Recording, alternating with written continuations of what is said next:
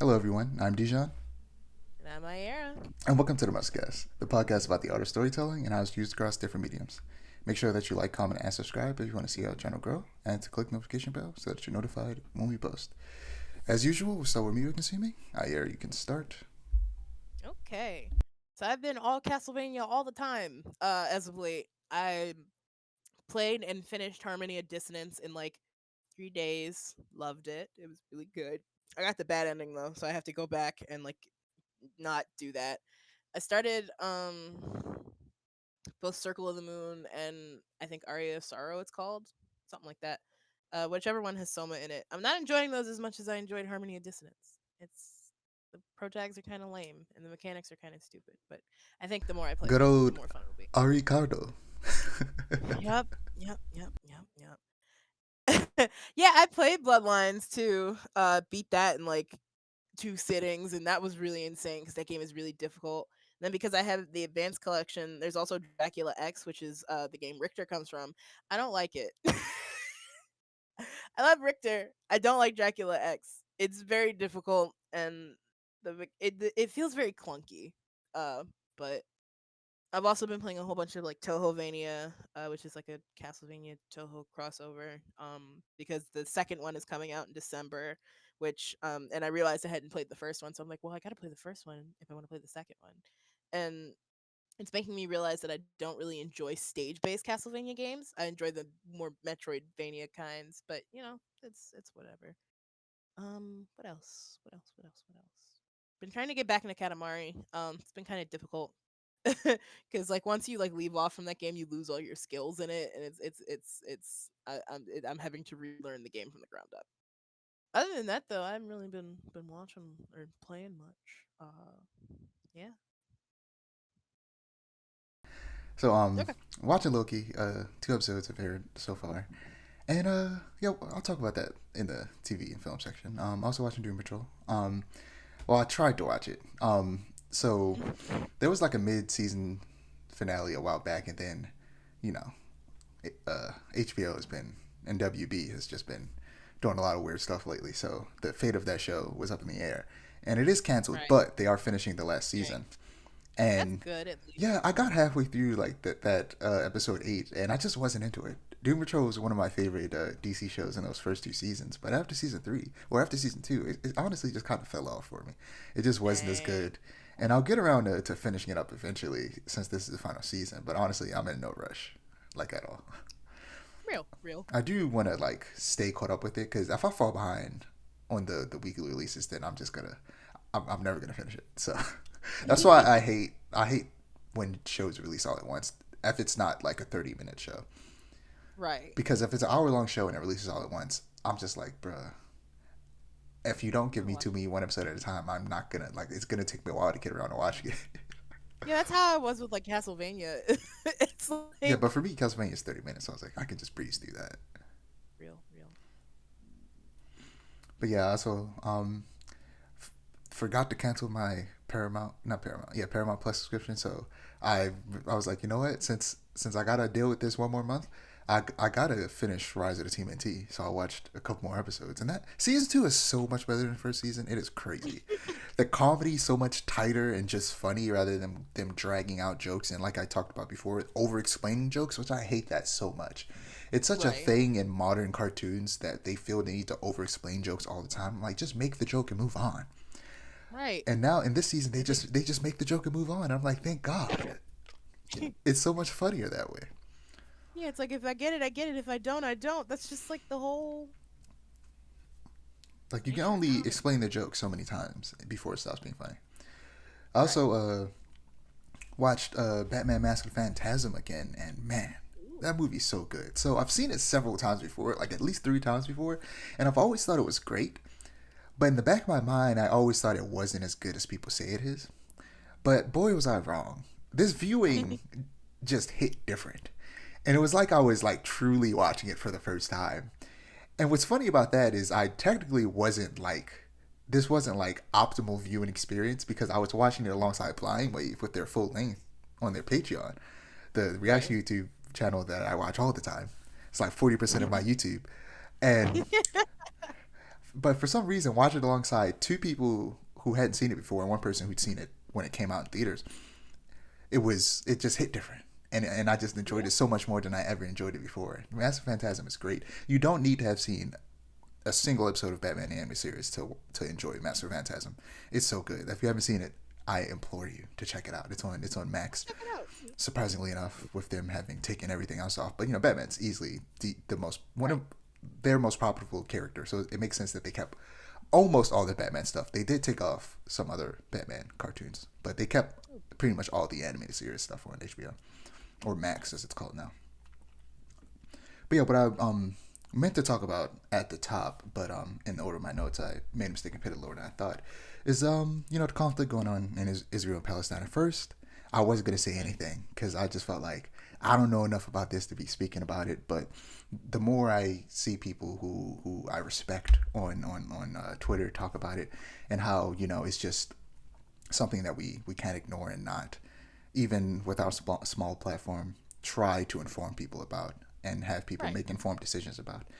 And at the end of the day, like I said, not very knowledgeable. All I can say is that something I learned from my mistakes back when I was defending Dave Chappelle like an idiot was to other than not putting celebrities whose content that you like on a pedestal, I also learned to first and foremost listen to the people being directly affected by a situation. And of course that's what I'm doing in this situation, and that's why it took me a while before I decided I actually wanted to say something. And at the end of the day, of course, I'm on the side of the innocent people on both sides of the conflict being hurt.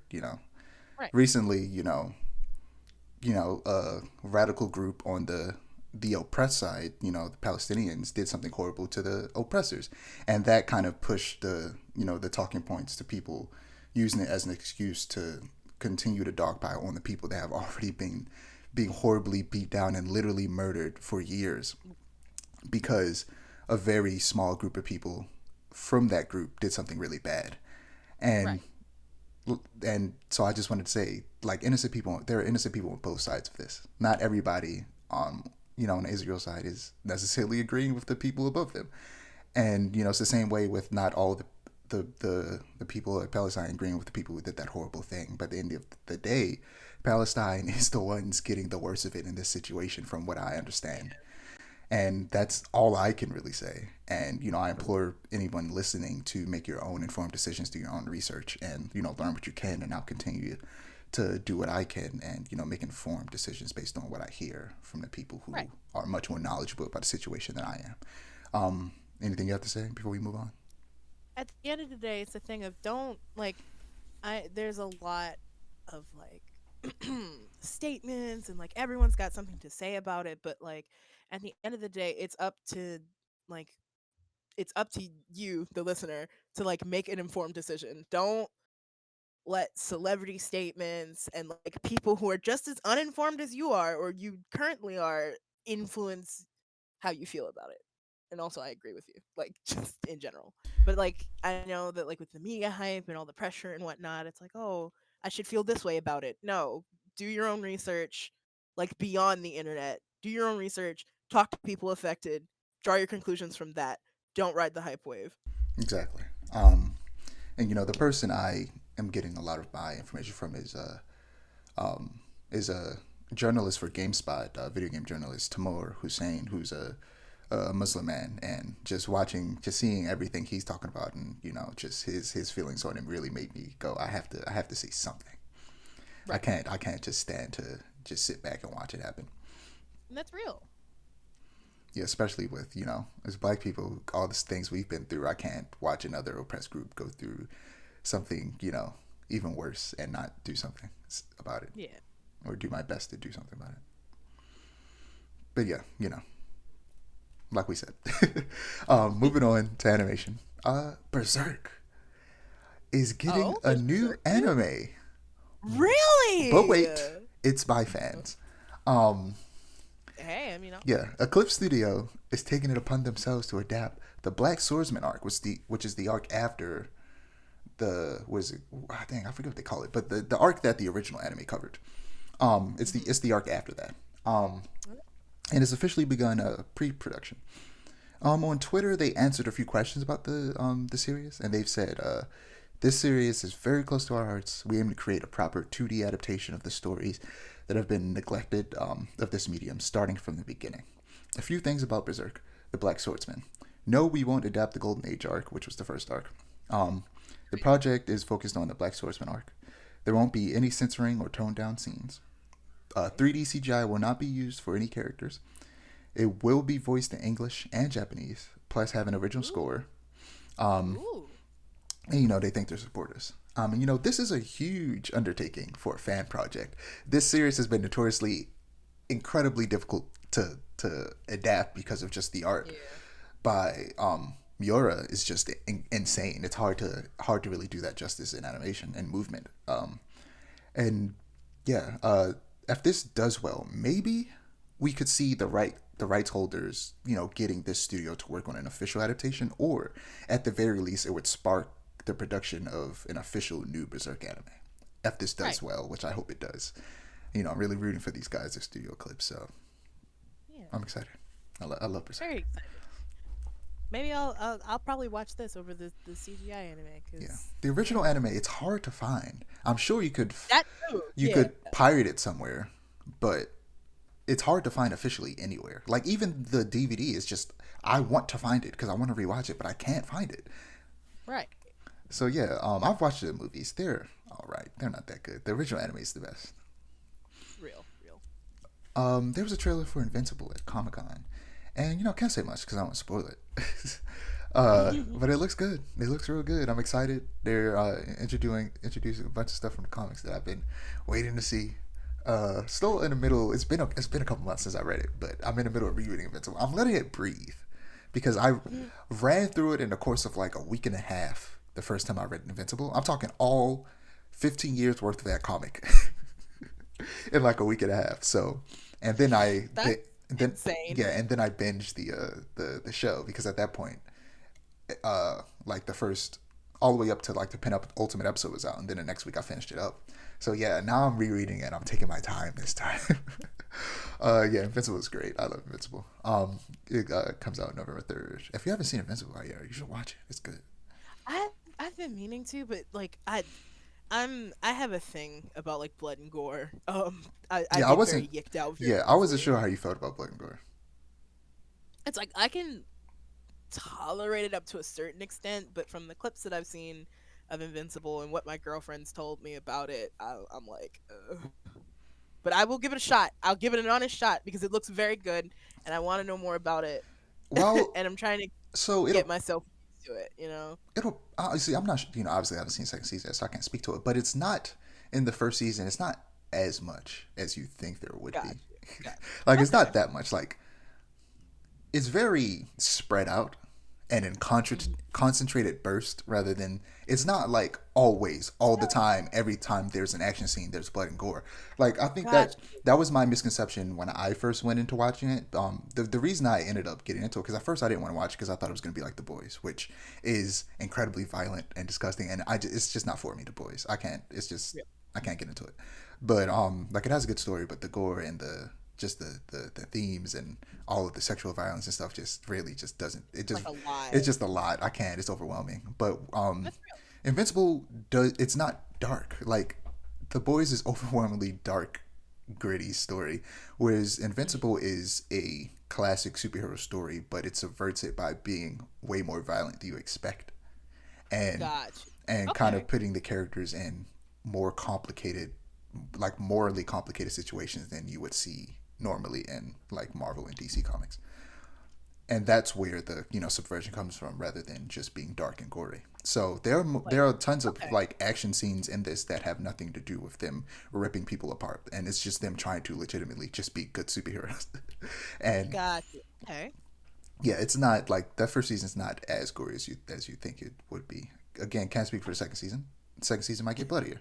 I'll tell you after I watch it. Okay.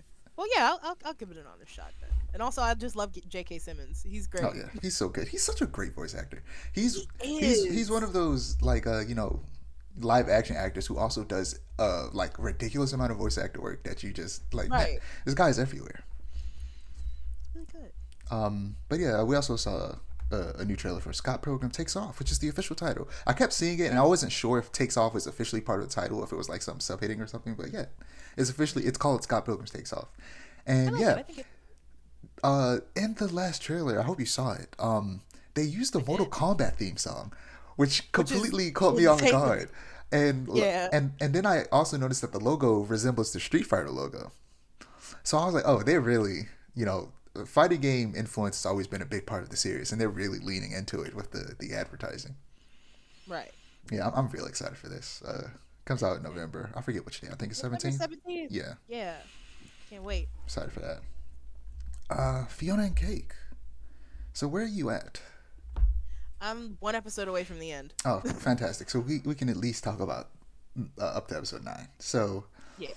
yeah, season ended since last we talked, and in episode 5, there are a lot of references to the various quote unquote kids that Finn had in the show. Mm-hmm. Like some of them are like adopted, and some of them are like alternate universes within the original show that he had kids in.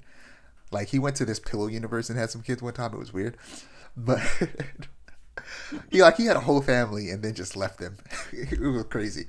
And Deadbeat Dad Finn was insane. yeah, he was always a deadbeat dad, except to that giant bird monster. But Yeah. that Bubblegum made. Bubblegum was weird. She was a weirdo, Bubblegum. but she had a great redemption arc. But Bubblegum was a Did, but weirdo. they're man. I love how Twitter weird is Adventure having Time a is. field day with her right now. Yeah, they can't. Like- Yeah, Twitter can't handle more morally ambiguous female characters. They don't understand. They can't imagine women being complicated. But anyway, Right. I think what was wrong. especially if it's jolted, but we'll get to that. Yep. So yeah, there's all of those kids in that episode are references to the various kids Finn had. In episode 6, we get the Winter King, probably my favorite episode this season, if I'm being honest. That episode was It has some amazing music, especially Brian David Gilbert as the Winter King singing his little song. It was so good. And man. the I love Brian David Gilbert outside of like just everything. Like his videos on YouTube are great, but like to see him here was like insane to me. yeah, and even though the Candy Queen sounded so different from the way Bubblegum usually sounds, it was the same voice actress. Because I was just like, is Really? that because like the Winter King wasn't Tom Kenny? I assumed that Princess Bubblegum or Candy Queen was also not.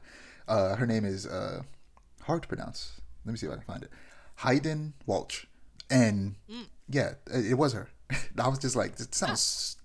When she started singing, is when I was like, that does kind of sound like Bubblegum, but at the same time, not. And also, her song was great. It was so good. Absolutely, yeah. Yeah, amazing voice actress. I could not tell that was her at all. And yeah, the episode after that, episode 7, we get a version of Ooh, where Marceline does not meet Simon and becomes an evil vampire. But in every universe, Marceline and Princess Bubblegum has romantic tension. It's a canon event. I love it. Because they were also in that episode showing the Fiona and Cake's universe with Gary and Marshall Lee having their little stuff as well. Yeah. It's like they're that in every universe I'll find you trope, but instead of it being like really romantic and it's like, oh, in another universe I would like doing laundry and taxes with you. They're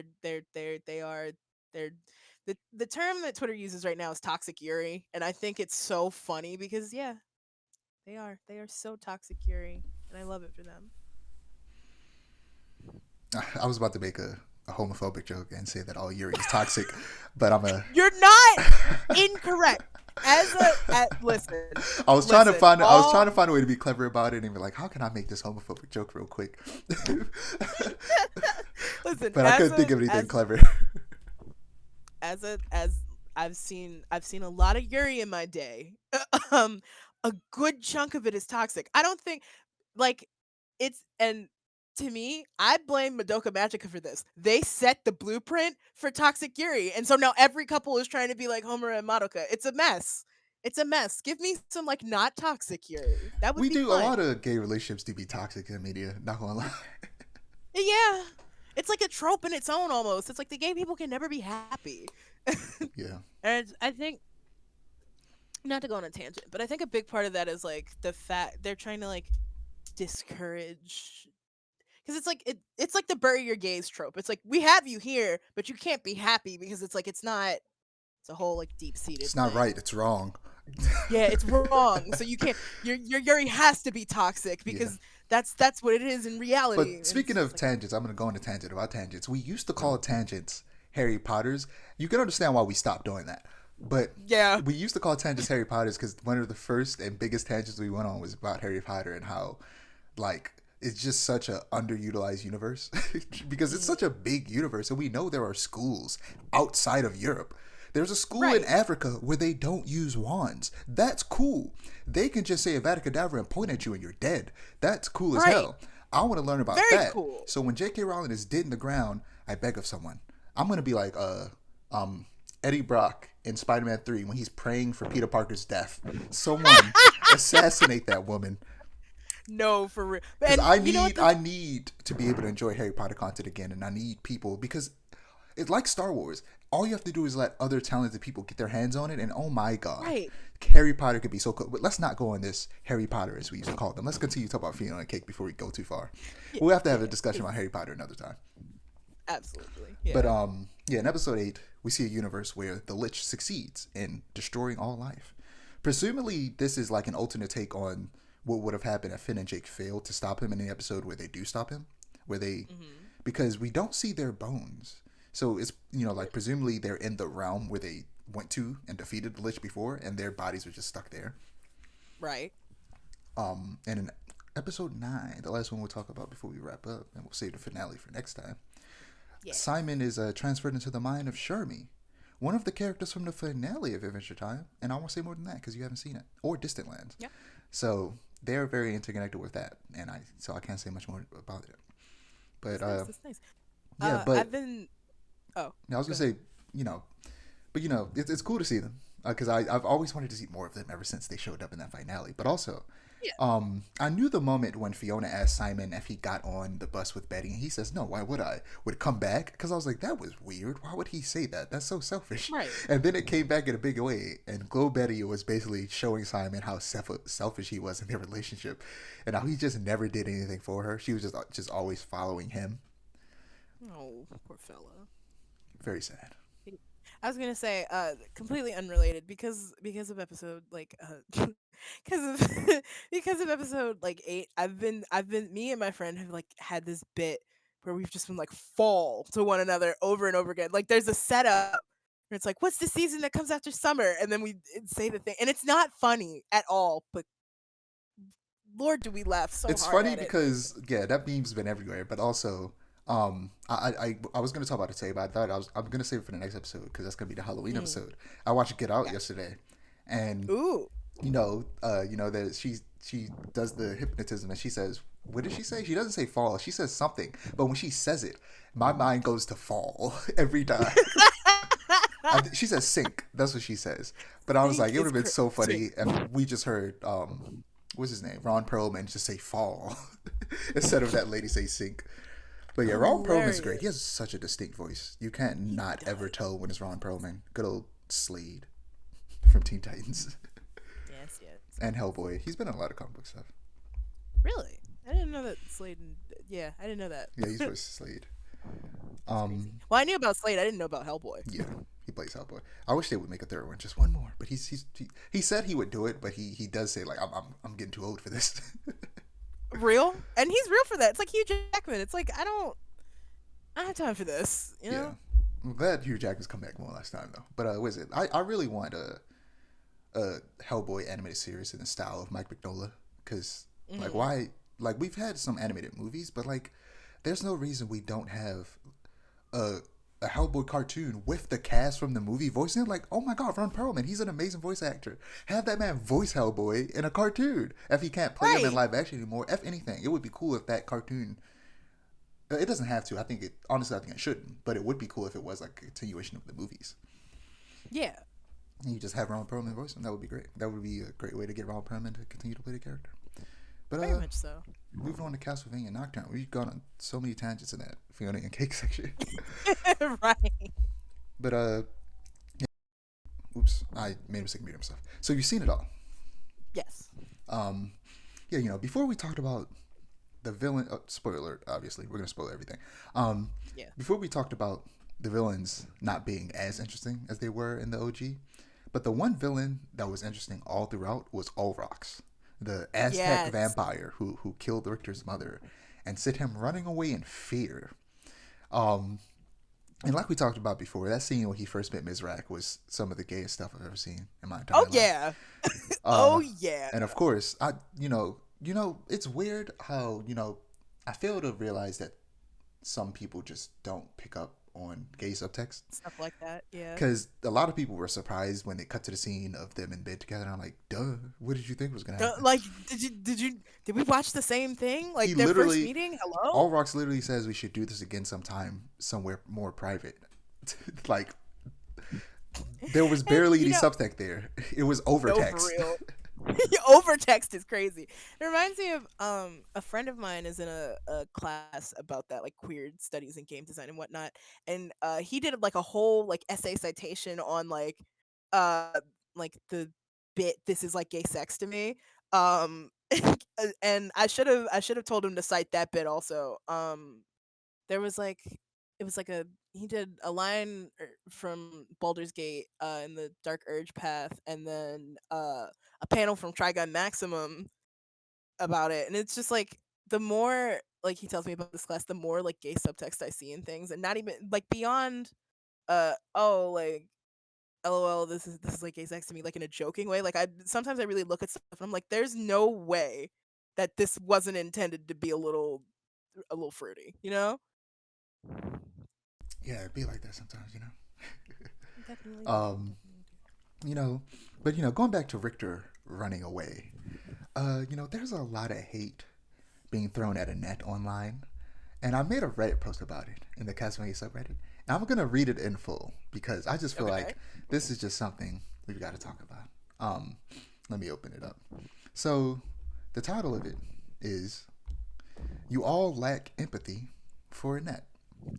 Um, I see a lot of hate being thrown toward Annette. Some of it racism and sexism, but a lot of it comes from a lack of empathy for her plight. Oftentimes, when a character, most often a woman, treats the protagonist badly due to heightened state of emotions, people dogpile on them with hate without once considering the nuances of the situation. Annette's best friend was killed due to her anger, and then she found out he was turned into a night creature. And while in the process of potentially saving him, one of her allies ran away. Yes, he had a good reason, kinda, but logic rarely dictates our feelings. Plus, as she explains, he she could never afford to run from her fears as a slave, so she sees it as weakness. Right. And I know what you're thinking. Well, it was her anger that led to Edouard's death. Why is she still letting that anger continue to inhibit her? Since when was it that easy to break a bad habit? Since when could a person Right. instantly let go of anger issues? Anger issues birthed by slavery. Exactly. And And that's ultimately, my biggest thing. It's like if it were anger issues from like any other source, I would at least kind of understand it. It's like, yeah, let that shit go. It's slavery. and Like her she mother was a was murdered. slave, and her mother was like, it's And, asinine. and ultimately, Honestly. she learns from her teacher that Richter running from fear isn't that different from when she ran away from her oppressors. And it's only his first step to freedom from that fear. And she also tells Right. her that anger isn't her true power, it's her ancestors, because she literally gets powers from her ancestors. Her ancestors, So right? when Richter returns and apologizes, because he understands how selfish running away was and leaving his allies to potentially die against these extremely powerful vampires, she admits that she was also just worried about him. Let's foster some media literacy, okay? And let me find Please. this one. I gotta find this one comment where the person like gets so close to figuring out the point, and Oh, that's then always horrible when it's like you're right there. fails. But he gets so close to figuring out the arc of her character, and it was so annoying because they essentially say something along the lines of start talking about her anger and how her anger is driving everything she does. And then I'm like, you're so close. You're so close to realizing Almost got that it. her story arc is that she's always angry and she needs to learn how to not let her anger control her. That's the point. That's the arc. You're literally That's stopping the short. whole bit. You're literally saying all of the negative parts about it, and then stopping short of realizing that they're supposed to be negative because she's supposed to learn from them. People will Right. go out of their way to ignore subtext, like I said, and empathy. They'll have all the empathy in the world for the main white dude, who who in reality, sure, he was scared, but he ran away and left his cousins there to potentially die and be murdered Right. by Orox Right. and Drolta. Like, Right. come on. My boy. And okay, a controversial opinion, or it might not be controversial, but like I didn't really care for Richter as much as See, as and that's a big director, criticism of the show for a lot of people. A lot of people are like, they hate that they like that he didn't get as much attention. But honestly, I liked Richter in this. I didn't like him as much as Annette. Annette was great. Of course, she definitely and that got was a lot more attention than Richter, and a lot of people don't like that. I'm like, it's not that deep. Yeah. Like Richter got enough. Like all of that led to Richter meeting Just, his grandfather, which I was not expecting. My favorite Belmont. Love me some Juiced. Play Harmony of Dissonance. Yeah. Get the Advanced Collection and play it. That game is fantastic. And people say the soundtrack sucks. That's not true. You guys are just spoiled on other Castlevania soundtracks. It's good in its own right. Anyway. Yeah, here he learns that the reason he lost his powers because he lost what fueled them, love. But he realizes that he now has people he loves and wants to protect again. And we hear an amazing rendition of Divine Bloodlines. And, just the music overall of the season was really good, especially Really Edward singing. The soundtrack has come out since, and it's so good. I've listened to it and listened to all of the songs with Edward singing. I forget the name of the actor who plays him, but he also does the singing. It's so good. I can only assume we'll get more Juice next season, and he'll actually get his powers back either because he loves his grandson or he's probably going to get them back because of his love for his grandson, and then he's probably going to die protecting Richter. If I'm being honest, I feel like the writing's on the wall for that man. He's just over it. Yeah, definitely. But yeah, Especially to begin with. Yeah, the finale was insane. So let me ask you, how do you feel about Maria now learning what you've learned about her character and how she relates to everything? Because I feel like, I mean, it's more about her and her entire family, and her arc really, is supported by all of them rather than her by herself. Right. I don't know. I got mixed feelings. Still got mixed feelings about Maria. I have since the beginning because it's like she's cool. The finale definitely mixed those feelings a lot more, but it's like I don't know. I just gotta see more of her. Yeah, I I thought it was so obvious that the what was he, a pastor, a father, or whatever?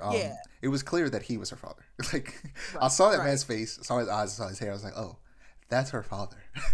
And that's why he goes so hard in the paint about wanting her to be on his side. Yeah, but Tara, her Maria's mother, being the ram in this proverbial sacrifice, was godlike writing. No pun intended. True. It was insane. I was like, that was so clever. He was just like, where's my ram, Tara? Where is it? And she's like, I'm the ram. And I'm excited to see how they handle that next season with Tara being a vampire. That's going to be very interesting. And the whole series, I was just waiting for Alucard to show up. And his arrival did not disappoint. Too bad. It had to result in the death of a bad bitch. It's unfortunate. Yeah. So unfortunate. Yeah, it's so unfortunate. But the reality was, Richter was putting hands on her. Yeah. Richter was putting hands on her. He really, he straight put the whip down and just started making gauntlets out of ice and just started beating people up. What is up with these Belmont men and wanting to throw hands with monsters? Because at least Richter has the power to do it. Trevor was just bare hands, no extra powers, just punching vampires and but it worked. night creatures. It worked. But yeah, it's like the whip is fine. Like, vampire killer is fine. But it's like you can't tell me it wouldn't be satisfying to like bare knuckle a night creature to death. Like that, I feel like that would feel like cocaine to me. Yeah. To me, personally. Speaking of which, I couldn't help but imagine what a video game where you play as this version of Richter, Maria, and Alucard would be like. So Mm-hmm. I'm imagining the combat of Devil May Cry 5 with the ATB Ooh. system of Final Fantasy 7 with Ooh. the map design of Star Wars Jedi Survivor. So walk with me. In Devil May Cry 5, I'm off with it. there's a character named V who fights in a similar fashion to Maria, where with summoned animals. He uses a bird for long range and a panther for close quarters combat. So you already got those things from Maria with V, where she could pretty much play exactly like V does. And naturally, Richter would be more like Dante, who has a bunch of different weapons and different stances. Right. I would give Richter the ability to switch between his fist, his sword, and his whip. And also, he would have daggers as his projectile weapon. And his stances would be the three elements that he uses: fire, ice, and lightning, where you can switch between all three of them.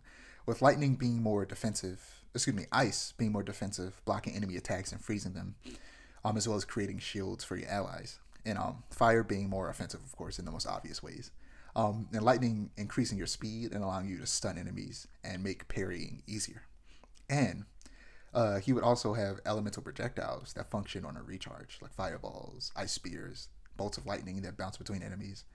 And for the Final Fantasy element, the ATB system, ATB stands for Active Time Battle, and it allows players to control up to 3 party members simultaneously by either issuing commands remotely or being able to switch between them in the middle of combat. So I'm just like, Konami, make another Castlevania game, please. I have ideas. Yeah, please.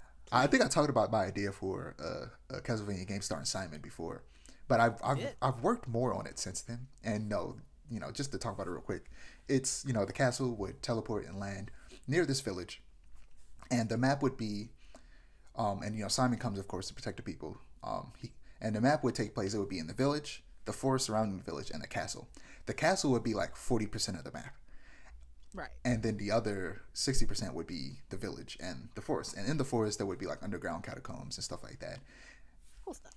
And, of course, it would be a 3D Metroidvania. So, you have to go through the castle and you have to get certain items and upgrades to, progress or like unlock shortcuts and stuff. And some of the stuff you need to get to unlock and progress in the castle will be outside the castle in the forest.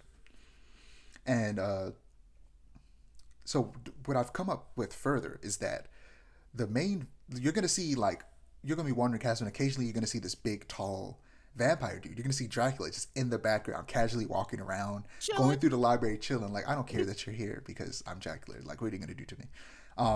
But then when you fight him at one point, and then he just disappears in like a puff of smoke. And then when you finally get to the final boss, it's Alucard. Ooh. Who is like, I'm tired, bro. I've been out here fighting vampires and my revived father for centuries. I'm just tired, bro. And and he's like, I'm here to test you to see if the Belmonts are powerful enough to handle this without me. So you fight him, you defeat him, and you think you killed him, but really he just went to go live a peaceful life. And that's the game.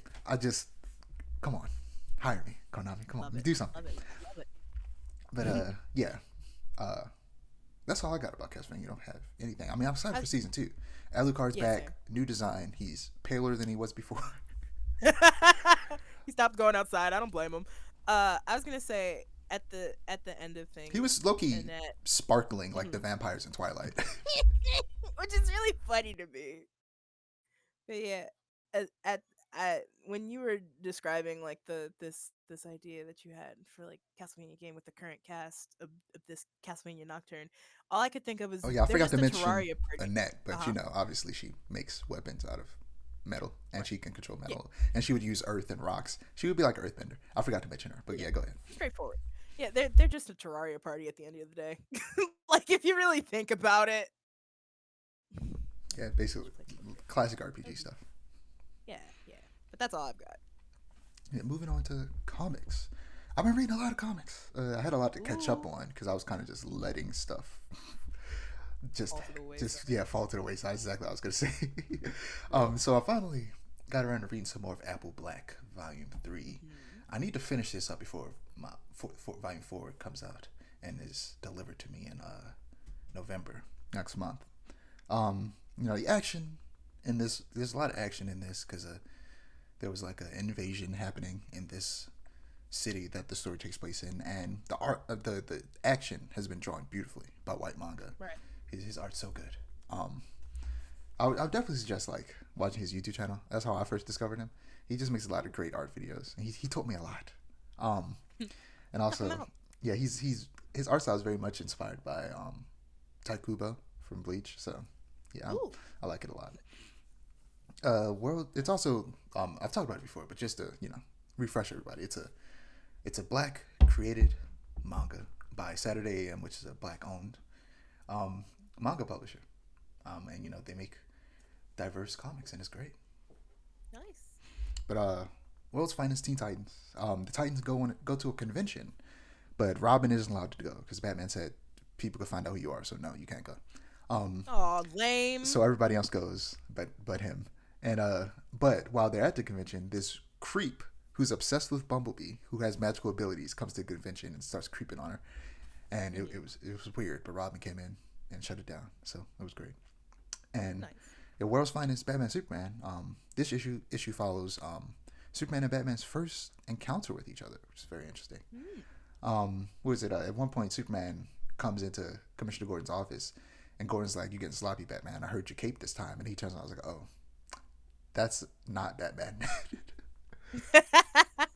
But also reading Superman Lost, which is a great comic by Christopher Priest, the comic writer that everybody thought was black, the Bobby Caldwell of comic writers. So in this issue, leaving for a mission in deep space with the Justice League, Superman's PTSD resurfaces because in this comic he was stranded in space for 20 years. But because of some weird time dilation, he came back to Earth only like a little, like I think maybe a couple weeks after when he first disappeared. So for him, it's been 20 years. For everybody else, it's only been a short period of time. And so to him, everybody feels like distant strangers because he hasn't seen them for 20 years. He was stranded in space. It's so interesting seeing him. He's going through all this PTSD, and like Lois is just like, I don't know what to do. It doesn't it's just not the same man anymore. It's so good. It's very interesting. Right. And it goes back and forth between showing like how he's adjusting, being back on Earth, and showing what happened in the 20 years he was gone. It was a very good comic. Started reading Birds of Prey. Black Canary is putting together a new Birds of Prey team to help her find her little sister.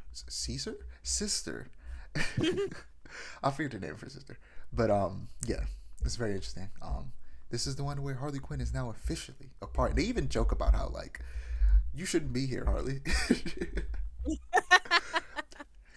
Just like how people were like, why did you make a Harley Quinn movie but call it Birds of Prey? That was weird. Right.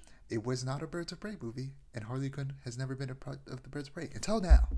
So that argument technically dies now. But even in the comic, they make fun of it. Oh, well. But it's a good comic so far. Art's so good. Doc Shatter, his art is incredible. He has a very old school style about his art that's just great. Icon versus Hardware, a new issue came out a while ago. Like I said, catching up on comics. Icon and Hardware working together to stop the fallout of Hardware's time-traveling shenanigans with the help of Rocket, Static, and the Blood Syndicate. It was a Hardware went back in time. He changed some things. He changed his past so that I think his father stayed in his life because his father had left or something like that. And then he did a bunch of different things. But then eventually he went back even further and like stopped slavery. But what happened was that it turned out that black people just became the oppressors, and that helps no one. So he just was like, I got to put everything back to the way it was. And then, of course, it wasn't that simple, and now they're trying to fix it. So, in last issue of Poison Ivy, Ivy investigates the construction site, the construction site of a strange new skyscraper in Gotham, and finds herself in a weird plant dimension.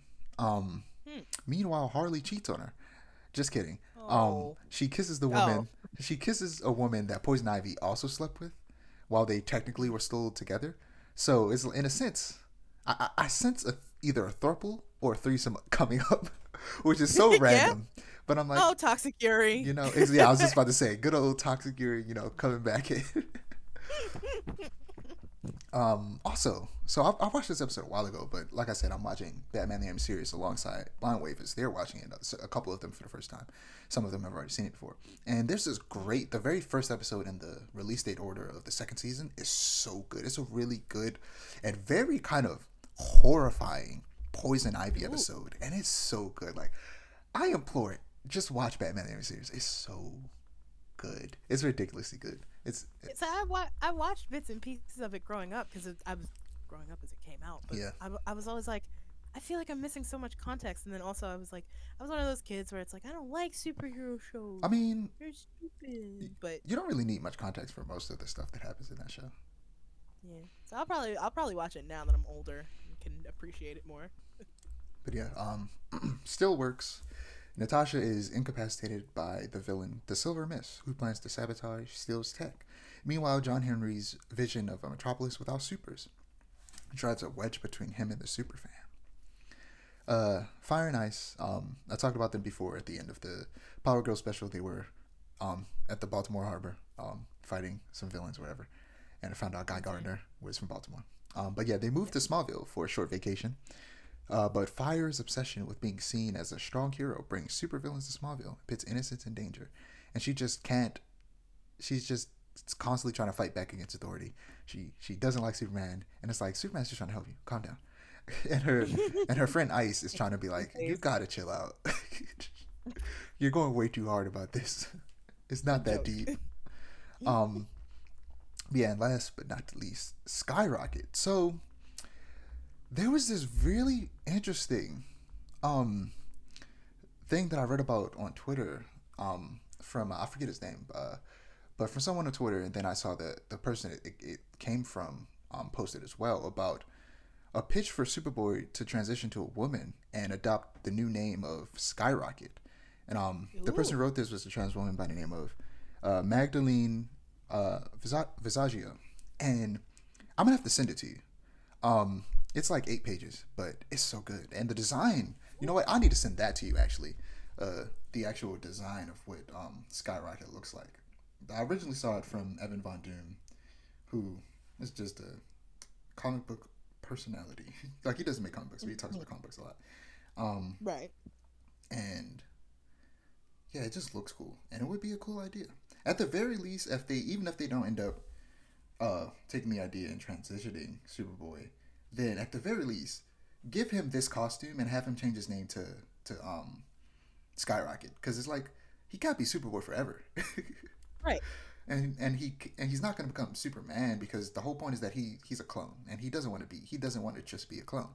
And Superboy has had a very confusing life and origin, and that this whole pitch was about kind of finally pushing the character forward and making them their own character rather than being a clone of Superman. And yeah, it's very interesting, and I definitely suggest checking it out. Yeah, this design goes insane, by the way. I love it.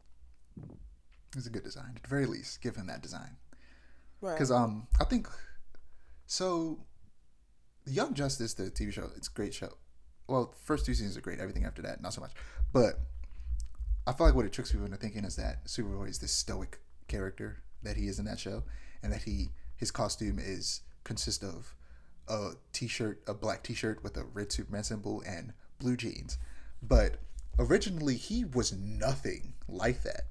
Let me show you what Superboy originally looked like. Okay.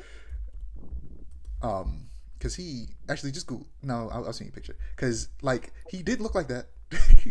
This is what Superboy used to look like in the 90s. He looked aggressively 90s. This is what Superboy looked like, and this is what he looks like in the comics again. And that's Superboy. He did not have that boring look from Young Justice. He was like that, and he was like this edgy 90s character.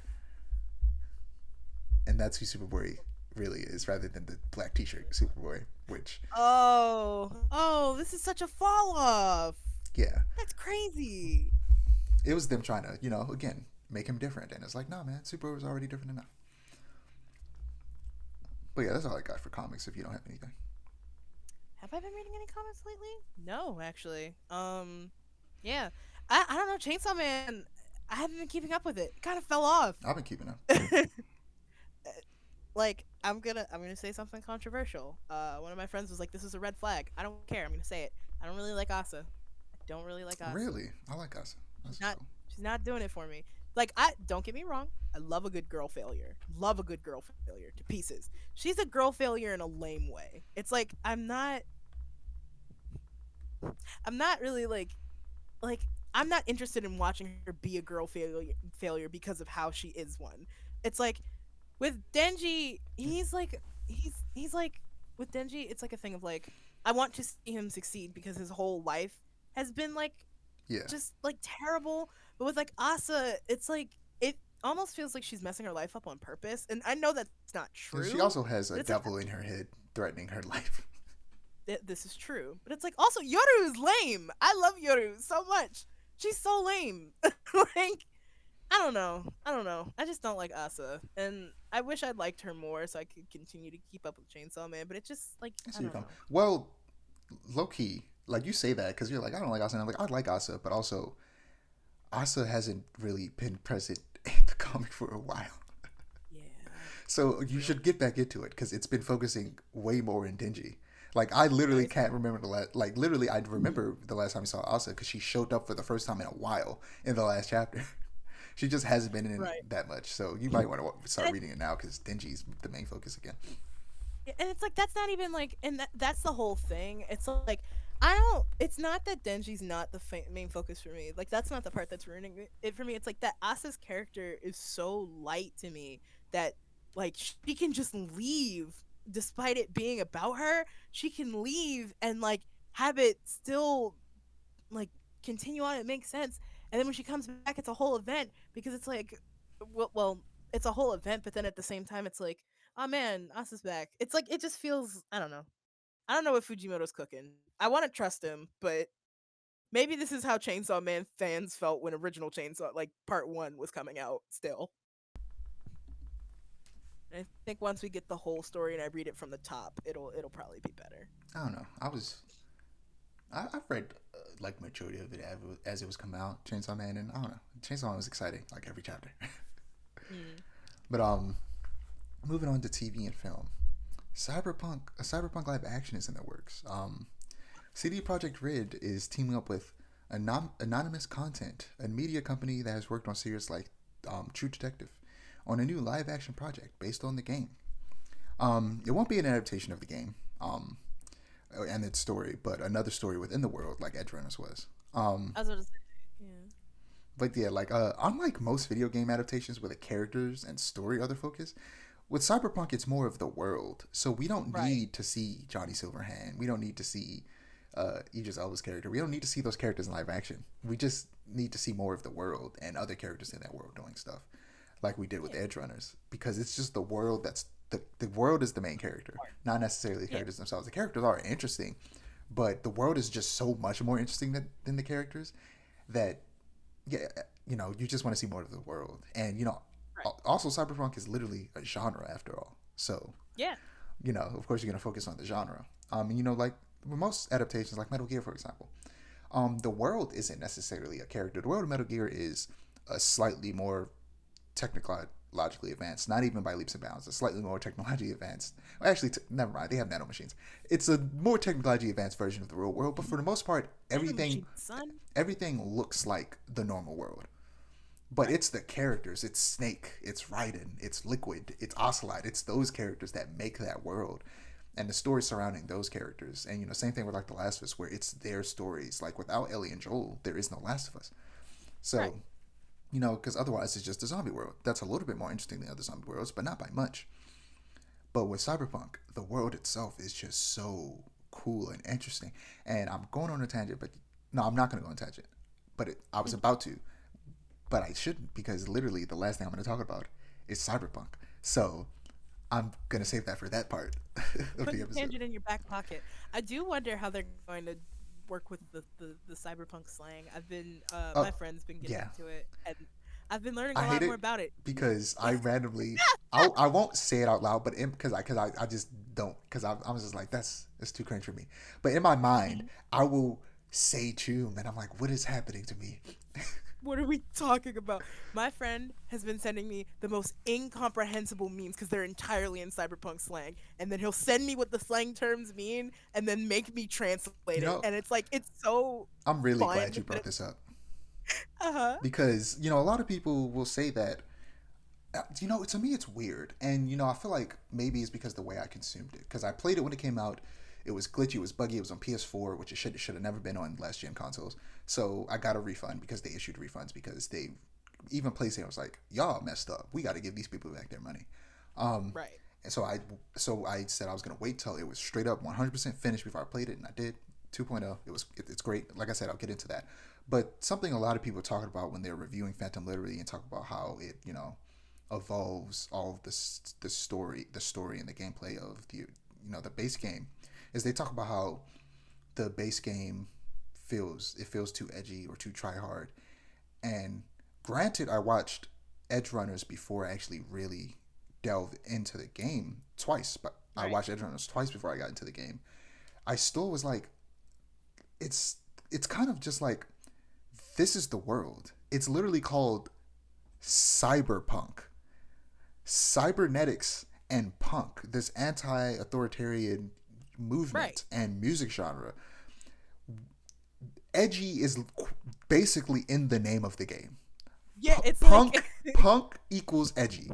Punk is the basis of written what into the edgy DNA. is. It's written into the DNA. If you're going into this it's if edgy isn't your thing, this just isn't your thing, because it's quite literally in the title. So the slang, it takes a while to get it. It doesn't take a while to get used to. So for some people, it might. For me, I don't feel like it does. It's just, this is the world. This is the world of Cyberpunk. You just have to get used to it. It's not trying too hard. It's just being itself. And if being itself is trying too hard, then it's not for you. Right. This is just the world of Cyberpunk. The slang, you get used to it eventually. And like I said, I watched Edge Runners first, so I had more time to get used to it and hear people using it more naturally. Not more naturally, what makes it work better in Edge Runners, I think, for people, is because it's an anime. It's already over exaggerated. It's already in this goofy medium where people saying weird stuff is normal. So when you hear somebody say choom and gonk and klep, you're like, okay, that makes sense. Cool. But when you get into the game where it's a little bit more realistic and a little bit more grounded, it might be a little bit more weird. But having watched Edge Runners first, I'm like, yeah, it's not that deep. Yeah. This is just the slang of the world. You just got to get used to it. I mean, choom isn't any weirder than Riz. Like, come on. No, for real though. Riz is a real life term that people have started to use unironically, including myself, and I kind of like it. I like Riz. Riz is a cool word. It does go a little hard. Riz It's a great word. It rolls off the tongue. It's short for charisma. Just like they use the word klep to mean to steal things, to take things, like a kleptomaniac. A kleptomaniac. Yeah. Like, I don't know the origin of the word chumba, but I like it. It's a good word. By 2077, we're gonna actually be talking about chooms and gonks. I would be surprised. And it's funny because the original tabletop game, which was made in the 80s by a black man, I forget his name, like the story took place in 2013, which is hilarious. And then the second version of the game that came out like the 90s came out in 2023. Oh. And also, and they reference both of those games in this by Johnny Silverhand was alive in 2023. So I'm like, wait a minute, he was alive when I was alive, and he was also around in 2013. He's actually, because at first I thought, okay, well, he's probably around my age. No, he was like in his 30s in 2023. That's crazy. But I'm not gonna spoil the story. Okay. Well, I'm talking too much about Cyberpunk. I gotta save that for the end. Let's move on. Ahsoka. Okay. Ahsoka ended. It wasn't that good. It started off okay, then it got real good, and then it got not bad but not great, and then it kind of just ended. So both the best and worst lightsaber fights of the series happened in the last episode. There was this incredible lightsaber fight between Ahsoka and one of the main villains that was so good, and then they're fighting these stormtroopers, and their lightsaber movements are just so slow, and I was just like, oh, it looks so bad. And then someone on Twitter just sped it up, and it looked so much better, even though it was a little weird. It was like, oh my god, if they just moved faster, it would be better. And honestly, and also it was the most unsatisfying season finale I've ever watched. it wasn't very good, and it ended on a cliffhanger. You can't be both. You gotta Yeah. choose one. You can't suck. You gotta either suck and be conclusive, or be good and inconclusive. You can't suck and be inconclusive. You can't do both. Okay. Ahsoka disappointed me because at first it was okay, and then it slowly kept getting better. I was like, okay, this season finale is gonna be fire, and then after that really good episode, it was just all downhill from there. And Loki, that really good episode was all about Clone Wars nostalgia. As soon as they stopped with the Clone Wars nostalgia and the Rebels So it nostalgia, wasn't even, it all went downhill. It was wasn't even really upsetting. that good to begin with. Exactly. That's terrible. And I was arguing with Amir, it's like, if it's not just Clone Wars nostalgia, and then when we record our Star Wars episode, I'm gonna have to be like, you were right. But yeah, moving on to Loki. Um, Honestly, I don't get the hype. Season two. This is season two Loki. A lot of people consider Loki to be the best MCU show, but to me, it's always been boring as hell. The first season, see, I'm just holding out hope because the first season progressively got better as it went along, but it still was overall mediocre. And this season is still on that mediocre train. Shout out to the short round, the dude that played the dad and everything all at once. He's in this show. Love him. Glad he's acting again. Hope he gets to play short round again in the Indiana Jones movies one of these days. But Right. he's great. He's funny. He's good in the show. But other than that, it's like it's kind of boring. And it's weird because my favorite part of what quickly becoming my favorite part of Marvel in general, both in comics and live action, is the cosmic side. And Thor is probably he's fast becoming like my second favorite Marvel character after Spider-Man. Because other than Spider-Man and Daredevil, so actually third because he would be behind Daredevil. Other than those two, I'm not really that into Marvel comics. Real. I'm mostly into DC, but the cosmic side, the Norse god side, is very interesting to me, and I feel like they're not really leveraging that as much as they could with Loki. His powers and abilities are so inconsistent in the MCU. It's weird. One minute he's a god who can be slammed around by the Hulk and only be winded, and then the next he's weaker than a regular person. And then he also doesn't use magic enough. That's his whole thing, is magic, and he's barely ever using it. What he's always doing is running from people. And I'm like, dude, you're, like you said, a trickster god. Why are you always running from people? Use your magic to trick them. And finally in this second episode, he uses it a little bit. And I'm like, okay, I guess. He uses it for the basic stuff he always uses it, making a bunch of clones of himself. But I'm like, do something interesting. That's lame.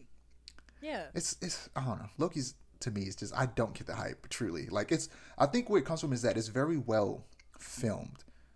Yeah. Like, from a visual standpoint, it's very pretty, but it doesn't go much deeper than that. Got no substance. It's like a pastry. It just looks pretty, and that's about it. But yeah, moving on to video games. So a few episodes ago, we talked about how indie games push forward and advance genres that would have otherwise died on the vine if it was up to AAA developers. And recently, I've been seeing some more games that really prove that point. I sent you 3 trailers. The first one was for Thunder Ray, a Punch-Out spiritual successor. Thunder Ray is an arcade boxing retro-like game with blood and violence. Defeat all the best fighters in the galaxy to come. And I quote, they say this, the GOAT of the universe. Oh, so true though. Yeah, it released a few months ago on all platforms, and it looks cool. It's cool that I never thought we'd see anything like Punch Out anywhere ever again. Yeah, like, but now I'm that a I Punch-Out see it, enjoyer. now that I see it, I'm like, this is cool. I would like more of this. Nintendo, I feel like they kind of just let some of their franchises just fall to the wayside, like F-Zero and Punch Out. Like, make a new Punch Out. And like, I'm talking about a new Punch Out doesn't have to be like the old Punch Out. A new Punch Out can just be a straight up boxing game. Yeah. And that would be really fun. Like Punch Out Wii. That one's the best one. That one's my favorite. And it's also Oh yeah, for sure. Make some Punch Outs that really utilize the motion controls. But also there's a game called Holston. Listen, okay. It looks so good. Before you even sent me Holston's trailer, I have been following this game's development for months now. Really? That's great. I am so excited for the full game to come out. I have never seen something so unique in Yeah. my entire life. So And it's like the okay. yeah, Yeah. it really evolves that old school survival horror Resident Evil type format. Holston is a retro inspired psychological survival horror game developed by Sonka, set in isolated 1990s Polish lakeside town. Players receive unsettling messages from a former coworker who is nowhere to be found. Players must venture into the town to not only find out the truth, but to realize the fate of their coworker. The game uses Sonka's proprietary 2XD rendering technology, allowing for real-time lighting and 3D camera amongst the pixel art style. Players can also switch seamlessly between a third-person perspective for shooting and a classic top-down view for exploring. Holston is coming to PlayStation, Xbox, Nintendo Switch, and PC, with a demo available now on Steam. Yeah. Yeah. Demo. It's so good. It's so good. So when I saw the trailer, I was like, this looks really cool. So it's isometric view, but when you shoot, it becomes a third person shooter. But it's not a fixed camera because you can actually turn the camera around the environment. And that's really cool. I've watched like gameplay and played the demo a little bit myself. It's not even like a gimmick. It's like the turning the environment around is used in puzzles and stuff. It's so cool. Yeah. So Like cool. we said, indies take these genres that otherwise would have died and really push them forward, because what was seen as this was done and things were made like this because of the limitations of older generations of consoles is now being used and taken like, okay, but what if we stuck with that format that used to be a limitation, and rather than evolving it and removing out those limitations, sticking with some of those limitations, but evolving them slightly in a way that makes the tank control, like they get rid of tank controls because it becomes a third person shooter when you're in combat. Keep the fixed camera, but it's not fixed technically because you can move it around. Like do little things that makes it removes those barriers that were those restrictions, but still keep it within them at the same time. It's weird. Right. It's like I love the advent and like the PS2 graphics renaissance. But You're gonna love Metal Gear Solid 2.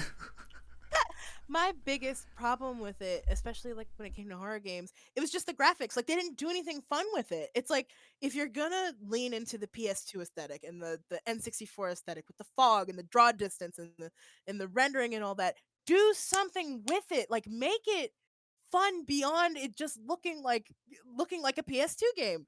Really play with those limitations. There's so much you can do with it, especially from a horror standpoint. It's like the uncanny like texture stretching that the PS2 did, and like all those things, you can use those to your advantage.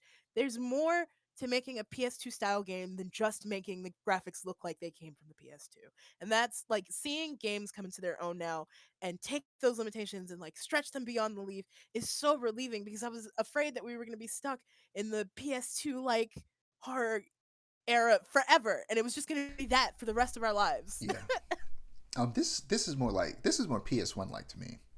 Yeah, but it's just easiest example I can think to reach for. But yeah, and it also reminds me of Disco Elysium, which is really cool. Yeah, I recently it was on the PS Plus like free games or whatever. So I have it in my library, but I haven't played it yet. Right. It's always a game that I was like, I'm not sure if I like it, but because it was for free, I was like, I might as well check it out. Yeah. But yeah, I haven't finished it, but yeah.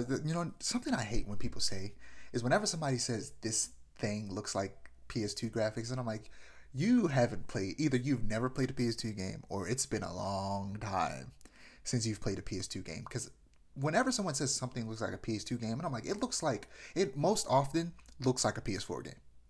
Yeah. They're always like, oh, this is a PS2 game. You look at it and go, bro, that very clearly looks like something that has a visual fidelity of 1080p. What are you talking about? Yeah. If anything, maybe sometimes it might look like a PS3 game, but more often than not, it looks like a PS4 game. You guys don't know what a PS2 game looks like. On top of it. Yeah. Like you guys don't know what PS2 games look like. It's always weird when someone uses that as an insult. It's like, bruh, do you know how long ago that was? 23 years ago. 2000. That's when the PS2 came out. No game has looked like that since then. Like, chill out. But to wrap up this, talking about indie games.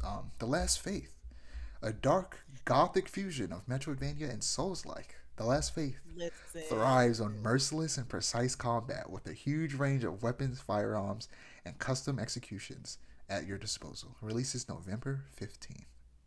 Listen. I knew this would be up You your know alley me.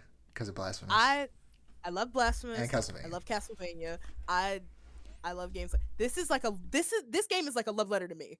It's like it's everything I love They in made it for video you games. specifically. They made it for me specifically, and also there's a little bit of Bloodborne in there, and I love that it's like the secret spice on top, that tiny bit of Bloodborne influence. I Hello, love it, that and gothic I'm going to horror. get this game. Yes, I'm getting this game launch day. Like this is Oh, for sure. when You're you gonna had have to sent tell it me to me. about it. You're gonna tell me about this. It was my first time ever hearing about it, and I'm like, the first 10 seconds of the trailer, I'm like, this is a game for me. They made this game I for forget me. when, but This is I saw the trailer and then I watched like a gameplay video, and then the one I sent it to you before, but I sent it to you again yesterday just right. to get a refresher, Refreshment. and like that was the most recent trailer, and I was just like, this game looks so good. It's like you know that Junji Ito bit where it's like, this is my hole. It was made for me. That's this for me.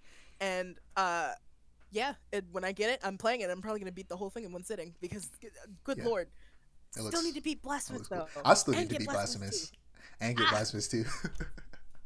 I'm I got so far, but then I was just like, I need to take a break. But I'll get into it eventually. yeah. Right now, this Yeah. we're gonna get into it in a second. But Spider-Man 2 comes out on Friday. Ooh, Oh I'm so excited. yeah, I'm gonna be talking about that so much because so real. we'll get to it. We'll get to it. Let me not pull a Cyberpunk. Yeah, yeah, yeah. So Activision Blizzard King is now officially under Xbox. Yay. Yeah, from talking about these great indie games, we go to the complete opposite of this big, Disappointment. massive company that is Microsoft buying a big, massive studio that is Activision Blizzard King. Mobile games, these what do you call them, live service games, and Call of Duty. My So favorite. yeah, they acquired them for $69 billion. Nice. Nice. Um, but the end times are here. Okay, Yay. like I said before, as much as it sucks, some good stuff could come of this. We got to look on the bright side because unfortunately it's happened. There's nothing we can do about it anymore. It's here. Yeah. So let's talk about what good could potentially come of this.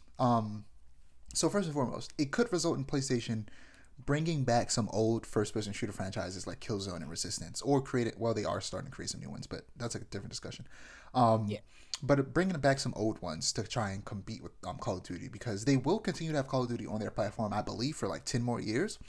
But within those 10 years, they got to come up with something new because eventually they won't have Call of Duty anymore unless they can Right. renegotiate to continue to have Call of Duty on their platform.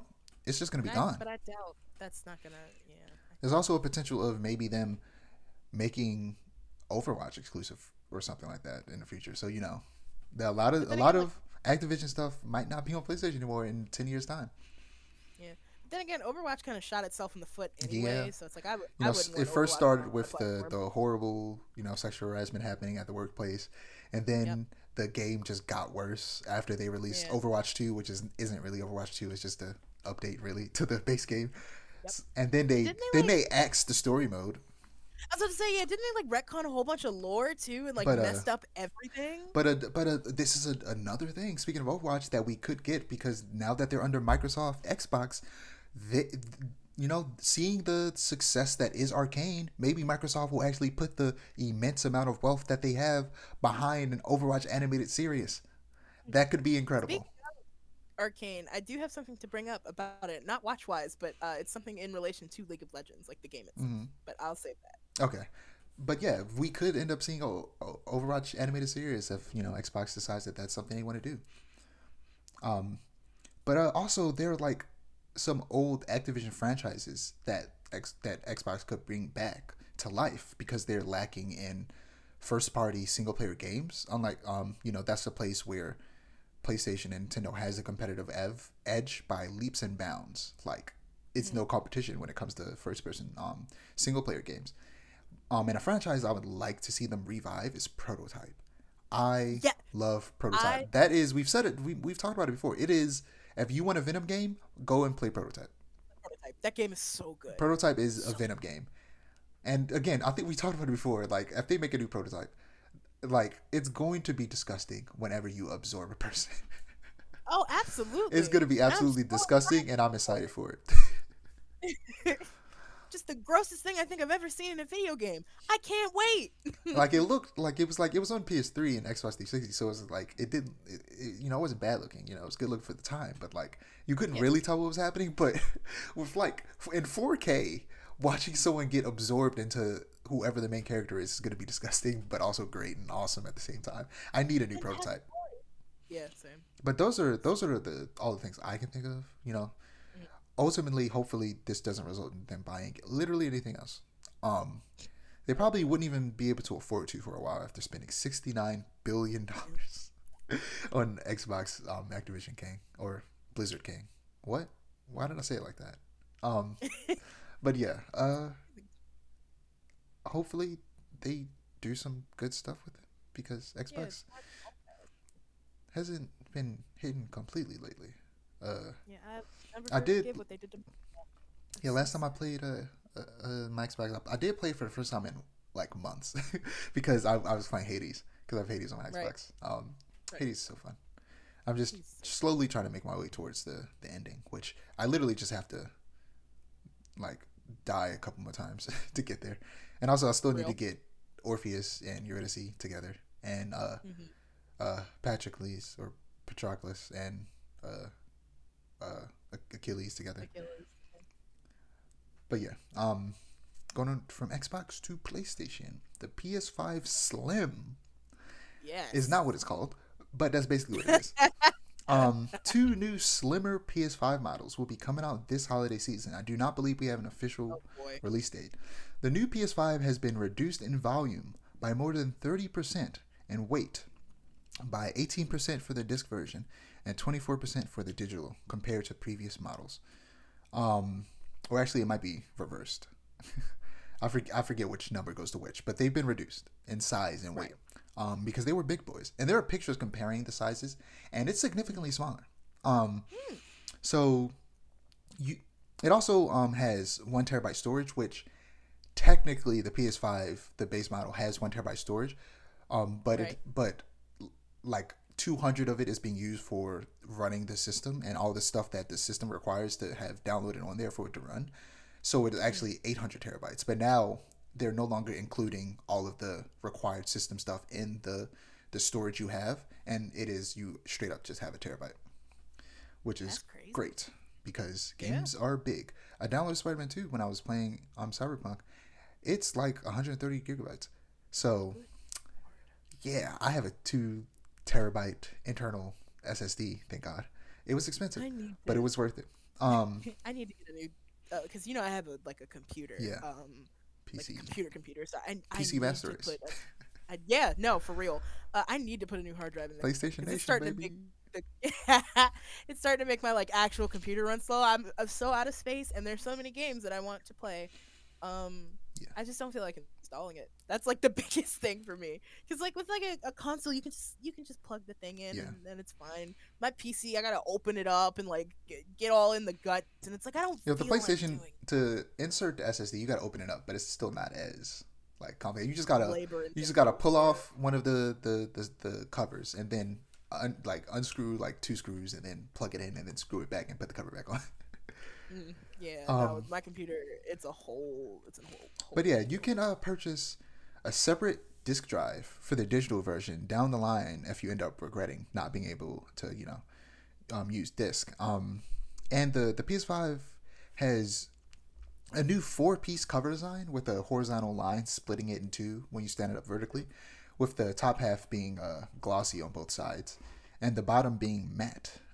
This design allows the bottom right plate to be removed and replaced by a disk drive. Um, Yeah. so I thought it would be more like the 360's Blu-ray drive, where they had a separate Blu-ray drive because you couldn't play Blu-ray games on the 360. Oh, excuse me, Blu-ray movies on the 360. I was gonna say, I So didn't know they had a, Blu-ray s- games were so a they thing. had, so they had, well, yeah, our games like CDs don't technically exist anymore. They were replaced by Blu-ray. Um, Ah. like technically CDs aren't CDs anymore. They're Blu-rays. Hmm. Um, which is Sony technology. There was a war in the early 2000s when discs were becoming a thing, when CDs were starting to be phased out for Blu-rays, and there was another one that Microsoft was making that didn't do as well as Blu-rays did, that kind of went out of business. But yeah, Blu-rays straight up replaced CDs. So technically, anything that has a visual quality above 720p is technically a Blu-ray. Well, there you go. It's a Blu-ray disc rather than a compact disc. But yeah, the more you know. But yeah, they because Xbox they couldn't play Blu-rays. So they had a separate disc drive that you could plug in, and everybody thought that is what the PS5 was gonna have. Like you were gonna be able to buy a separate disc drive that you had to plug into the PS5, but it's a full-on tumor that you have to connect to the PS5. But some price changes. The PS5 with disc drive is still $500, $499 like it was before, but the digital is actually $50 more at $449.99. Yeah, a little scummy. But that's not where the scum ends. The disc drive, the separate disc drive, cost $80, which bumps up the price if you eventually want to get a disc drive, to $530. Cause like, for all that, you might as well just buy the exactly. That's what I'm saying. Disc drive on it. So it's like, if this version with the disc drive is $60 more, shouldn't the disc drive only be $50? Excuse me, I meant $50 more. At the very least, I could understand if you added that additional $10 and made it $60. I would get it. Okay, that would be fine. I think everybody would be like, okay, understandable. But that's just trash. But also, the vertical stand is sold separately for $30. What? PlayStation and Sony is just being hella scummy right now and trying to really get all the money. And also, last but not least, well, actually, before I get to that, it does come with a little weird plastic crutch to hold it up when it's laid down vertically, which looks hilarious. But also, once inventory of the current PS5 model is sold out, this will be the new PS5 model, the only one available. So this is straight up replacing it. So, I mean, it's not that serious. It's just replacing it, and it literally works better. It has better airflow, so, and more storage. You know how so, people are with, like, artificial scarcity. At first I thought it looked weird, but just like the PS5, it grew on me. I think it looks fine. Especially the Slim model will always look better because it doesn't have the tumor on the side. But even I got used to the tumor and actually kind of like the way it looks, especially when it's standing up vertically. When it's on the side, not so much. But I do prefer the way the original looks with the disc drive. Specifically with the disc drive. Without the disc drive, I like the way the digital version looks better. But with the disc drive, and I've been staring at it for so long. I have it set down vertically because I just can't bring myself to sit my PlayStation specifically up vertically because I'm like, what if it gets knocked over? Right. But my Xbox, on the other hand, because it's shaped like a trash can, I'm not afraid of it getting knocked over. Like a trash can is crazy. You're not wrong though. Even though I do have it laid down vertically just for the sake of fitting in my space. Right. Sometimes when I bring it into my bedroom, I do sit it up vertically, and I'm not afraid of it being knocked over. But yeah, this is a thing that's happening.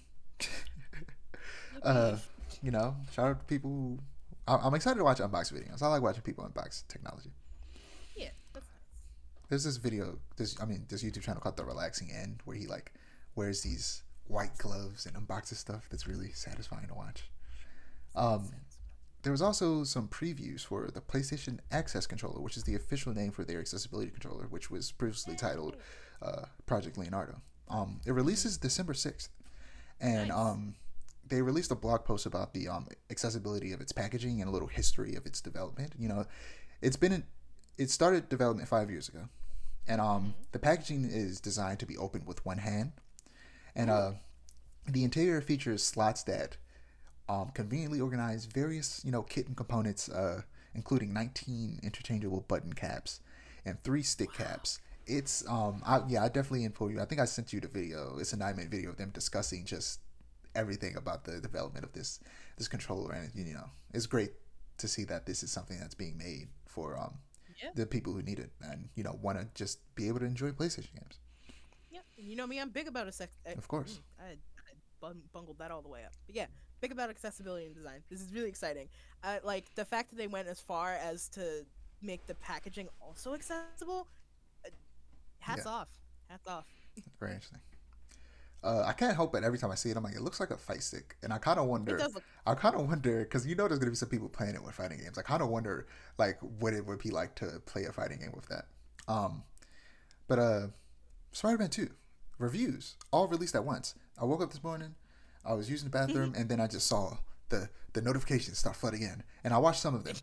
Let me tell you something.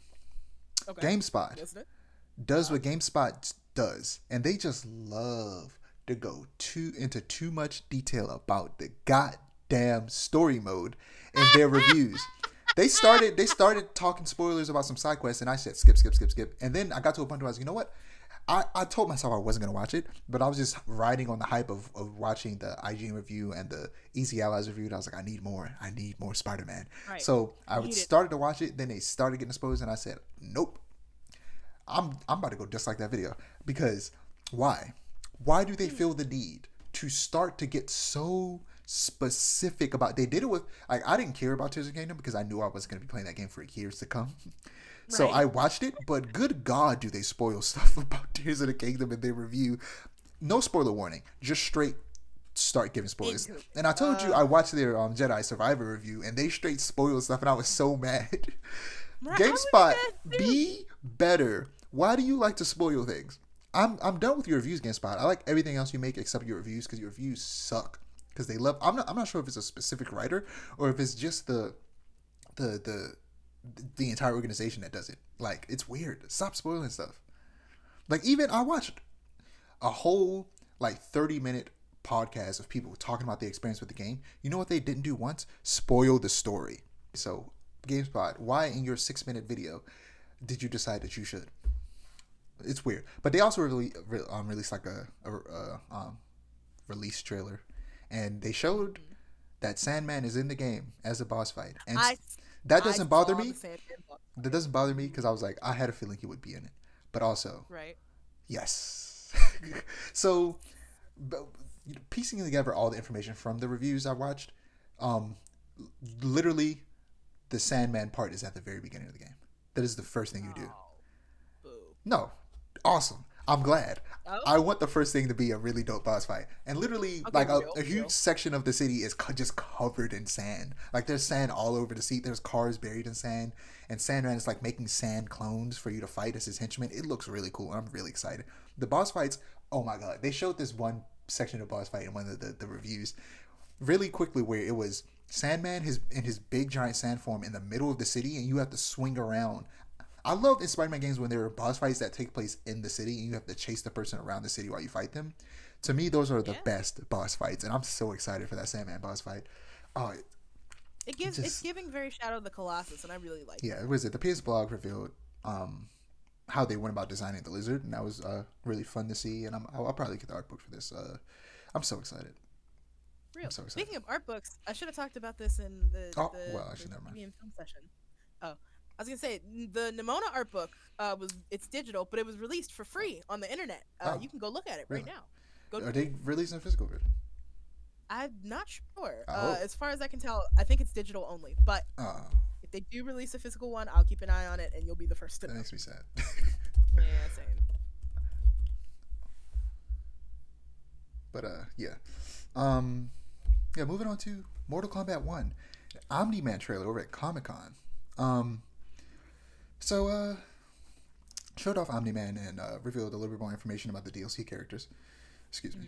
Again, I feel like I need to burp, but it's not happening. I'm confused. The worst. But yeah, they showed off a little bit of his gameplay and showed off his fatal blow, which is a reference to something that happens in the show. You haven't seen it. I don't want to spoil it. And everything. I've seen the clip though. Yeah, everything is a reference. Yep. Like his fatality is a reference to they have the train scene. They have the scene at the end of the first episode where he murders a very specific character.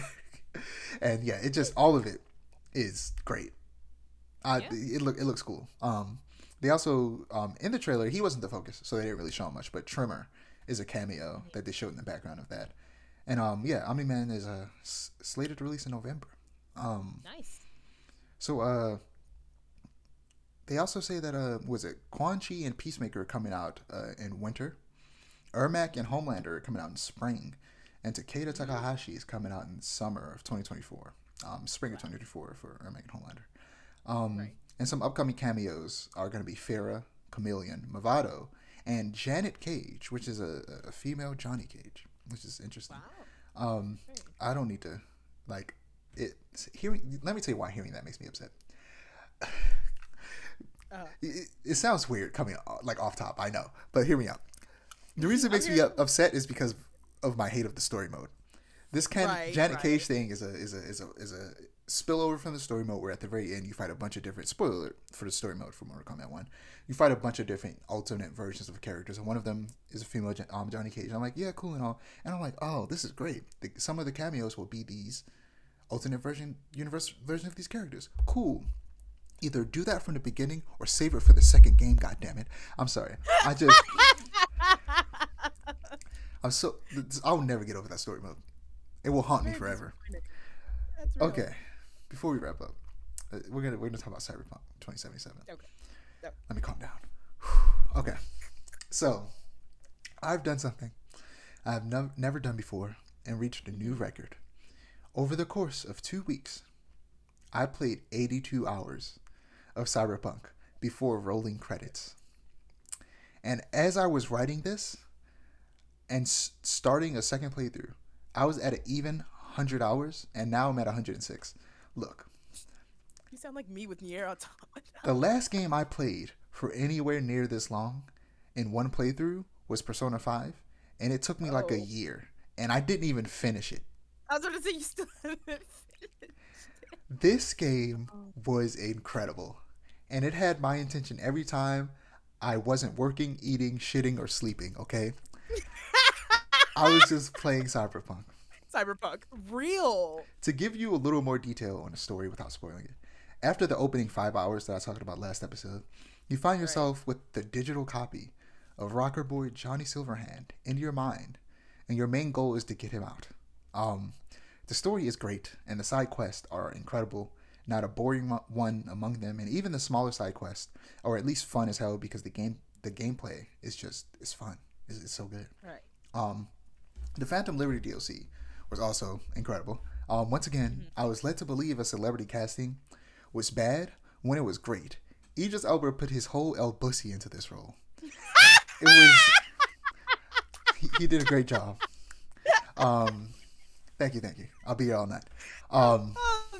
That's good. That was a good one. This DLC turns Cyberpunk into a spy thriller, and I love it. There's this section of map that I guess I just didn't notice existed, called Dogtown, that is the staging ground for the entirety of the DLC.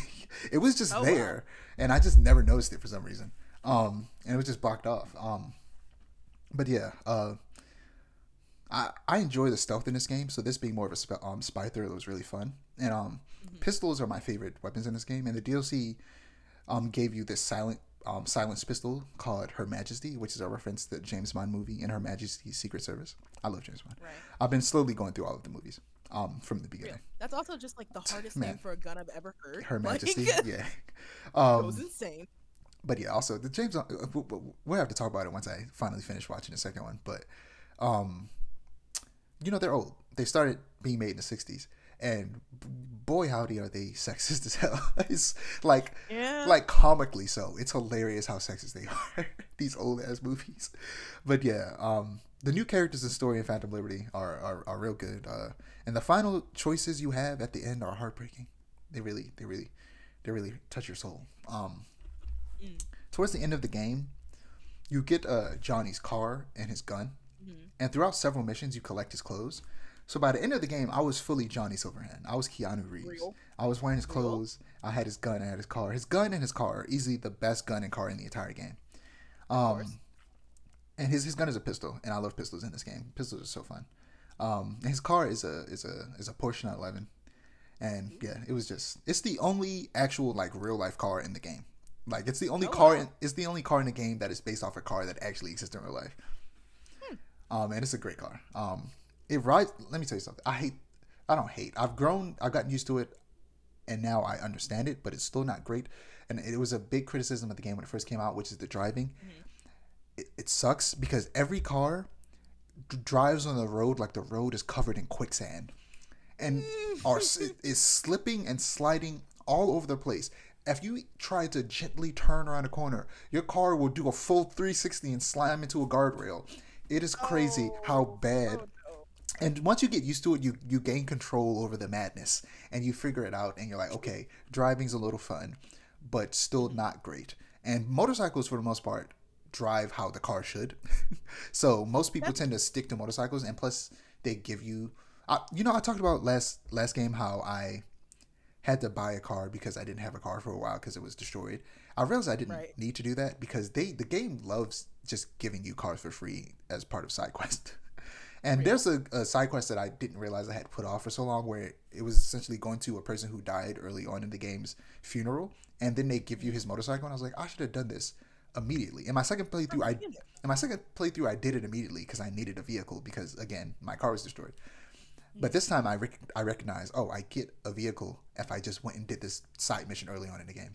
But yeah, they just slip and slide all over the place.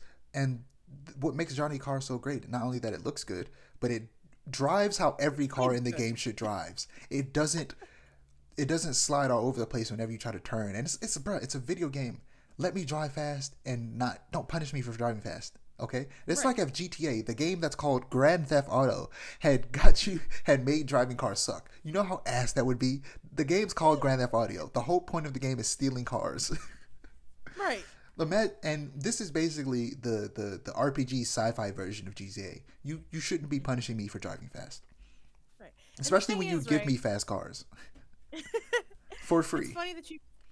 For free is crazy. It's funny that you bring up GTA's driving because I absolutely suck at GTA's driving. It's not the game's fault. It's my fault. Oh, then and you I would know it's my fault. You would be you'd be driving into the ocean in Cyberpunk. Yeah, yep. And I was just about to say, if you turn too hard next to the harbor in that game, you're going straight into the ocean. It's like I know I struggle with GTA's driving, so like this, and like I said, I'm planning on picking up Cyberpunk. It's so good. I'm gonna just walk.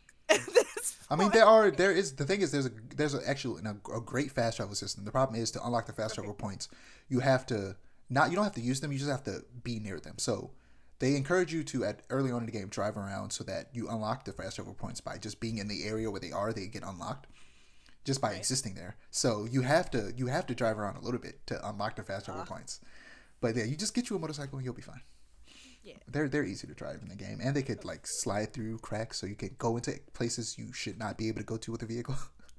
I do that all the time. You're a bike slide.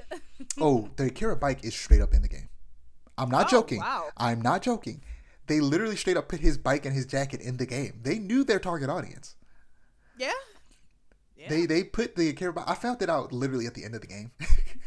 I'm going literally after I beat the story mode, and I'm going back and doing some of the side quests that I did not know existed. So I feel like this is one of the flaws of the game, is that there are some mechanics they don't really teach you how to use very well. Mm-hmm. And there's this thing called the NCPD scanner where you could you just stop crimes for the NCPD, and I didn't know that existed. And there's a lot of them. I'm talking almost too many, and they give you a decent amount of money for doing them too. And I just straight up I just didn't know they existed until I literally rolled credits. So in my second playthrough, I'm going on my way to do them so that I can get, money and also, level up so I can, spend skill points.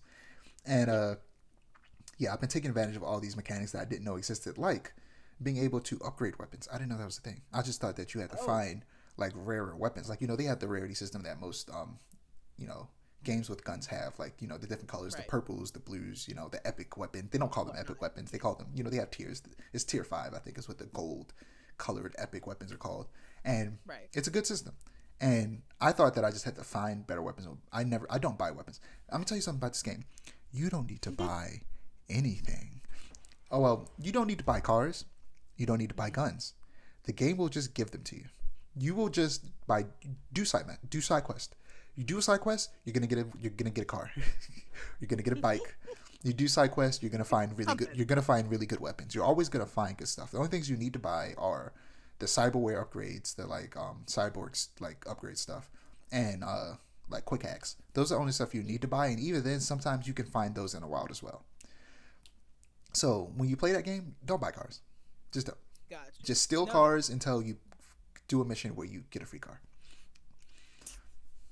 But yeah, this game's fun. I'm in the middle of my second playthrough. This time I'm playing as doing the corporate life path, which means I started working for a big corporation, specifically Arcane, which is the biggest corporation in this universe. And I'm playing as a netrunner, which is basically like hacking, and it's real fun. In my first playthrough, again without spoiling it, despite looking like I said like Johnny and having his car and his gun, the ending I chose went against him, and I did not like it. I didn't like it not because it was bad, because it just I felt like at the time it was the best choice, because in my mind my intentions was to keep my friends out of harm's way and to have complete control over my body for the ending of the game. Right. But instead I basically sold my soul. And it was a very soul-crushing ending. I was like, man, this was disappointing. But I can, because what they do is, because I said it before, but the ending does just straight up like basically end the game. And when they put you back into the open world, it's just before you start the final mission. Mm-hmm. So I can just, of course, hop back into the final mission and choose a different ending. And I'm probably going to do that eventually, because I don't think I'll have enough time to play through the entirety of the game. I mean, I could, but that would mean that I'm not doing the things that I need to do in life. Right, like day-to-day life. Like eat and work. So, yeah, probably won't do that. So I'll probably just, before Spider-Man comes out, actually go back in there and see what the other endings look like. But yeah, it's fun. My second playthrough, I made a guy this time, because I'm romancing Panam. And she, in this last mission, she kissed me, and I was like, I'm getting close. Like, low-key, I reacted when she kissed my virtual character, like, if a girl randomly kissed me in real life. I was just like, oh my god, what just happened? Where am I? What year is it? So real. But yeah, I chose to go basically the complete opposite of what I did the first time, where I was a nomad living out in the wild, and I was a ninja running around with the sword, slicing people up, and now I'm using sniper rifles, hacking people from a distance, and I'm from the city, and I work for a corporation. But yeah, this game is incredible. I definitely suggest people to play it. I'm excited for the second one. It's a good game. Nice. But yeah, that's all I got if you don't have anything. Oh, right. The thing about Arcane. Mm-hmm. So, I heard from a friend of mine that plays League of Legends regularly that they made Arcane canon to the game. And it's been met with some pretty mixed reactions. Well, my friends who are the people who are upset about it, shut up. Now go ahead. I was gonna say, from my friends who are like really heavy into the League of Legends lore, they are very upset about it. I don't really get it. Like, I'm like, whatever, who cares? They're like, Arcane's gonna ruin the story. But it's like, if you're playing League of Legends for the lore, now here's the thing. You're into. This is the weirdest. It's the weirdest thing to be upset about. To be upset by lore that doesn't exist. Because look, there's lore, but none of the lore goes into detail as much as Arcane does. Because they're like, right. Here's what they need to realize, and I'm going to suggest something that I've talked about it before, but I think it might have been before you joined the podcast. On Riot's YouTube channel, they have this incredible several part documentary about the creation of Arcane that is incredible. I suggest you watch it if you haven't, Aiara. It's really good.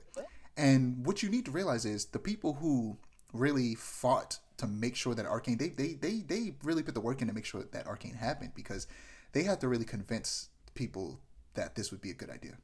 And the thing is, Riot, they funded this. This is their money. They put the work in to make this happen. They literally built an animation studio from the ground up. Well, they took Fortiche, who did the animated shorts that you see every now and again for Arcane. They took that studio under their company and then hired more people and basically built up that animation studio to make Arcane.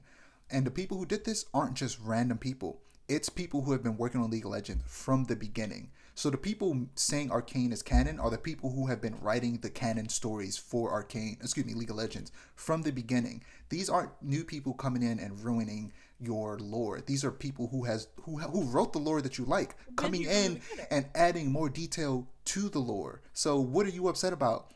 I think that's the thing. They think that it's new people coming in to ruin the lore. That's not what's happening. What's happening is the people who have always been writing the lore are the lead writers on Arcane and are the people expanding on the lore. This is the people who have made the stuff that you like, making even more stuff of the thing that you like. So shut up. Shut up and accept this.